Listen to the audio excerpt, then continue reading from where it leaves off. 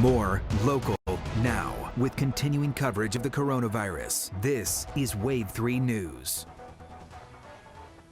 Good evening, I'm Shannon Kogan coming to you from my home as we do what we can to limit the spread of the coronavirus. We'll be checking in with my co-anchor John Bull, who is in the studio in just a little bit. But first, let's get you the latest on the coronavirus pandemic tonight. A warning in Louisville about pop-up testing sites. Officials are calling this a scam. What we found out when we called a number connected to one of the groups ahead. Also, lawmakers have passed a budget that's heavily impacted by the pandemic and concerns from another line of work. What is urgent and what things can wait when it comes to in-home repairs. In Los Angeles tonight, government say a locomotive engineer tried to crash into a Navy hospital ship there.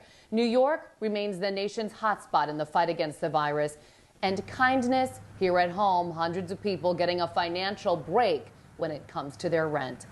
A rise in numbers today for both Kentucky and Indiana. More cases and more deaths. 684 positive cases now in Kentucky. That is a jump of 93. In Indiana, more than 400 more cases confirmed today, nearly 20 more than the day before, pushing the total past 2,500.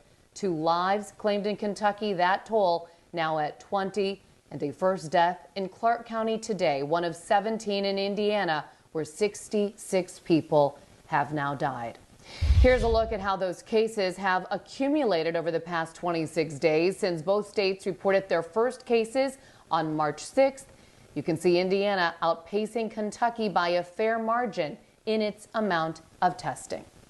Now let's go to John Bull, who's in the studio with more about Indiana, which appears to be harder hit than Kentucky by far. Yeah, Governor Eric Holcomb praised companies in the state, though, for disregarding revenue and profits to pitch in. Holcomb brought on Eli Lilly's CEO, whose company has distributed 3,000 test kits. Honda has also ramped up manufacturing of fire suits and other protective garments. The state health commissioner said expectant couples